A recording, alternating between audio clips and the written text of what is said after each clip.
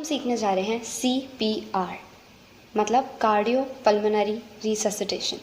Cardio मतलब दिल, pulmonary मतलब लंग्स और रिससिटेशन मतलब इन दोनों में वापस जान डालना।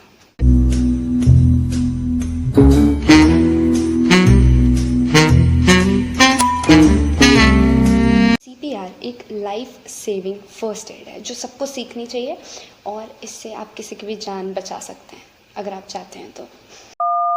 किसी के ऊपर CPR परफॉर्म करने से आप उनके ब्लड को सर्कुलेट कर सकते हैं उनकी बॉडी में, ब्रेन और दूसरे ऑर्गन्स तक। वैसे जब मरने से पहले मतलब ब्लड में थोड़ा ऑक्सीजन होता है लेकिन ये ब्रेन और दूसरे ऑर्गन्स को नहीं पहुंचता है, तो CPR परफॉर्म करने से वही होगा कि ये ब्लड उनके ब्रेन और उनके दूसरे इंपॉर्टेंट ऑर्गन्स तक पहुंच जाएगा। तो आप किसी को भी पकड़ के CPR नहीं दे सकते हो, आपको पहले चेक करना होगा। आप तभी किसी को CPR दोगे जब वो अनकॉन्शियस मतलब बेहोश हो गया है, अनरिस्पॉन्सिव है, कुछ रिस्पॉन्ड नहीं कर रहा, जब कुछ उसकी एक्टिविटी नहीं है, हम उसको थोड़ा बहुत हिला रहे हैं तो भी उसकी कोई एक्टिविटी नहीं दिख रही, तो आप किसी को CPR दे सकते हो। आपको उनका पल्स रेट और ब्रीदिंग चेक करनी होगी। पल्स रेट कैसे चेक करते हैं, उसका ये लेफ़्ट हैंड लो और उस पर ये 2 फिंगर्स ऐसे रखो।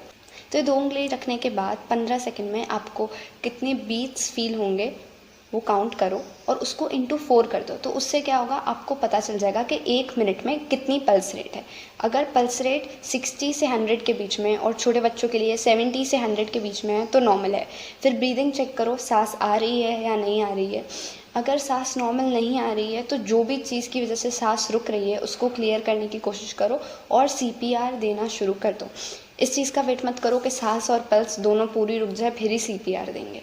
2 टर्म्स होते हैं, पहला है एपनिया। एपनिया मतलब सांस ढंग से ना आना, और अगर यही स्टेट में ज़्यादा टाइम कोई इंसान रहेगा तो वो जाएगा कार्डियक अरेस्ट में जहाँ उसका दिल रुक सकता है। तो इसके लिए एपनिया जब आपको मतलब दिख रहा है कि उसको सांस नहीं आ रही है तभी उसको CPR देना शुरू कर दो। देने का एक पूरा प्रोटोकॉल, एक पूरा प्रोसीजर होता है जिसको कहते हैं डॉक्टर्स ABCD। इससे हम याद रख सकते हैं, हर एक लेटर एक स्टेप के लिए एब्रीविएट किया गया है तो उससे आपको पूरा प्रोसीजर याद हो जाता है। इससे स्टार्ट होता है डेंजर। अगर कोई इंसान बेहोश पड़ा हुआ है तो क्या वजह है उसकी एनवायरनमेंट में जिससे ऐसा हुआ है, कोई गैस है, कोई इलेक्ट्रिक शॉक लगा है, कोई ड्रग है या कुछ भी जो वहाँ पे है जो उसकी सांस को रोक रहा है। ये डेंजर्स आप देखो उसको CPR एडमिनिस्टर करने से पहले, क्या पता आपको भी वो डेंजर अफेक्ट कर दे और फिर दोनों को CPR देना पड़ जाए। और अगर वो कोई ऐसे खतरनाक जगह पे है जैसे रोड पे हैं तो उनको धीरे से कोई सेफ जगह पे लेके आओ फिर CPR शुरू करो। और CPR देने से पहले उनको कोई हार्ड सरफेस पे रखो, ना कि कोई सॉफ्ट मैट्रेस जैसी जगह पे। R stands for response. Response मतलब जो विक्टिम है वो रिस्पॉन्ड कर रहा है या नहीं, वो कॉन्शियस है या नहीं, उसको थोड़ा हिलाओ, उसको शेक करो, उससे बात करो, उससे उस पर थोड़ा चिल्लाओ और उसको यहाँ यहाँ टैप करके देखो कि वो रिस्पॉन्ड कर रहा है या नहीं। अगर ये बहुत छोटा बच्चा है तो उसके पैर पे उसको पिंच करो, उसके टो को पिंच करो देखने के लिए कि वो रिस्पॉन्ड कर रहा है या नहीं। मतलब सेंड फॉर हेल्प। जल्दी से जल्दी CPR शुरू करने से पहले एम्बुलेंस को बुला लो 108 डायल करके, जितनी जल्दी हो सकता है। Stands for open airway. हमें देखना है कि उसकी एयरवे में ऐसा क्या फंसा हुआ है जो उसको सांस नहीं आ रही। तो धीरे से उनका सर ऐसे पीछे टिल्ट करो और उनका मुंह खोलो, देखो अंदर कुछ फंसा हुआ है या नहीं, कोई दांत या फिर उनकी खुद की वॉमिट या फिर कोई खाने का टुकड़ा जो फंसने की वजह से उनका एयरवे ब्लॉक हो गया। अगर आपको ऐसा कुछ दिख रहा है तो उनको धीरे से उनके साइड में लेटाओ और फिर वो निकाल दो। और इसमें ज़्यादा टाइम वेस्ट नहीं करना है क्योंकि अभी हमें जल्दी से CPR देना शुरू करना है अगर उनकी ब्रीदिंग रेट एबनॉर्मल हो गई है तो। B stands for normal breathing. अगर आपको लग रहा है कि उनकी ब्रीदिंग नॉर्मल नहीं है, ऐसे ऐसे करके कोई सांस ले रहा है, यूजुअली क्या होता है कार्डियक अरेस्ट में भी बंदा ज़ोर से सांस लेता है, मतलब वो नॉर्मल ब्रीदिंग नहीं है तो उसको CPR की ज़रूरत है। C stands for CPR, start CPR।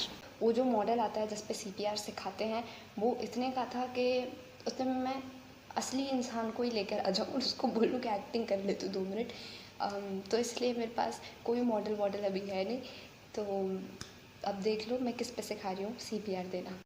तो ये वो इंसान है जिसको सांस नहीं आ रही है और हम प्रिटेंड करते हैं कि इसकी आंखें भी बंद है। तो फिर अभी हम देखेंगे इसके जो ब्रेस्ट बोन का एरिया जिसके बीच का, उसके नीचे हम हाथ की एक हील रखेंगे, जो भी हाथ आपको कंफर्टेबल है, और उसके ऊपर आप अपने दूसरे हाथ से ऐसे उसको क्लैस्प कर लेंगे, आपको जो कंफर्टेबल है वो हाथ से, और फिर आप शुरू करेंगे CPR देना। आपको ऐसे पुश करना है कि उसकी चेस्ट का 1/3 मतलब 1/3 हिस्सा पूरा नीचे तक जाए, और फिर आपको कंप्रेशंस देने शुरू करने हैं। ऐसे आपको 30 कंप्रेशंस देने हैं, और बीट होनी चाहिए इस गाने की जो अब पीछे बजेगा। ये मैं मजाक नहीं कर रही हूँ, सच्ची इसी गाने की बीट होनी चाहिए। आ आ आ आ स्टेइंग अलाइव, हाँ स्टेइंग अलाइव, आ आ आ आ स्टेइंग अलाइव। और ऐसे 30 कंप्रेशन देने हैं आपको, और फिर आपको शुरू करना है रेस्क्यू ब्रीदिंग। फिर अभी आपको विक्टिम का मुंह खोलना है और अपने अंदर पहले तो हवा भरनी है, और फिर उसके नोस्ट्रिल्स बंद करके उसके मुंह के अंदर हवा भरनी है ऐसे। विक्टिम के मुंह में हवा देते हुए आपको उसकी नोस्ट्रिल्स को बंद करना है आपके थंब और इंडेक्स फिंगर से, ताकि वो हवा जो आप उसके मुंह में डाल रहे हो वो कहीं भी लीक ना हो जाए। और इसलिए फिर आपको दिखेगा कि उसकी चेस्ट राइज़ होगी, और आपको ऐसे 2 ब्रेथ देते ही वापस चेस्ट कंप्रेशन शुरू करना है अपने एल्बोज़ को स्ट्रेट करके। तो आपका साइकिल रहेगा 30 कंप्रेशंस, 2 ब्रेथ्स और 30 कंप्रेशंस का। तो हमारा एम है 100 कंप्रेशंस पर मिनट का। आई होप किसी छोटे इंसान को कभी CPR की ज़रूरत ना पड़े, लेकिन अगर वो 1 से 8 साल के बीच में है तो उसको एक ही हाथ से दो, और अगर वो 12 महीने से छोटा है तो उसको 2 फिंगर्स या फिर 2 थंब से भी उसके ब्रेस्ट बोन पे आप कंप्रेशंस दे सकते हैं। और छोटे बच्चे को ज़्यादा ज़ोर से मुंह में हवा ब्लो करने की ज़रूरत नहीं है, और ना ही इसका सर पीछे टिल्ट करने की ज़रूरत है, क्योंकि ऑलरेडी इन्फेंट्स का सर उनकी बॉडी से बड़ा होता है। तो क्या होता है, चेस्ट कंप्रेशंस की वजह से लोगों के रिब्स भी टूट जाते हैं, लेकिन ये एटलीस्ट बेटर है उनकी जान खोने से। और अब चेस्ट कंप्रेशंस बहुत टायरिंग भी होता है। तो 30 कंप्रेशन और 2 ब्रेथ हमें ऐसे करना है। तो अगर आप थक जाते हो तो आप किसी और इंसान से हेल्प ले सकते हो, और फिर तुम लोग टर्न बाय टर्न उसको CPR दे सकते हो। अगर आप माउथ टू माउथ ब्रीदिंग में कंफर्टेबल नहीं है तो फिर चेस्ट कंप्रेशंस कंटिन्यू रखो, और 1 मिनट में 100 कंप्रेशंस जितना आपको उसको देना है। D stands for defibrillator. Defibrillator एक डिवाइस है जो इलेक्ट्रिक शॉक से नॉर्मल हार्ट बीट लेके आ जाता है इंसान की। और 2 तरह के डिफिब्रिलेटर होते हैं, एक पीडियाट्रिक जो 8 साल से नीचे के बच्चों के लिए है, और एक बड़े इंसानों के लिए। वो डिफिब्रिलेटर पे पूरे इंस्ट्रक्शंस दिए होते हैं कि उसको कैसे यूज़ करना है। अगर आप कोई वर्क प्लेस में हो तो वहाँ पे यूजुअली डिफिब्रिलेटर्स पड़े होते हैं। CPR सक्सेसफुल अगर हो जाता है, मतलब उस इंसान में आपको मूवमेंट दिखने लग जाती है, ब्रीदिंग थोड़ी नॉर्मल होने लगती है, कफ करता है इंसान, और फिर नॉर्मल ब्रीदिंग हो जाए, तो उसको अपने साइड पे लेटा के उसका सर थोड़ा पीछे टिल्ट करके एम्बुलेंस का वेट करो। अगर फिर से नॉर्मल ब्रीदिंग नहीं आ रही है तो वापस CPR दो। तो ये थी टेक्निक CPR देने की, और ये बहुत ही ज़्यादा इंपॉर्टेंट है क्योंकि ये लाइफ सेविंग फर्स्ट एड है, और ये सबको आनी चाहिए।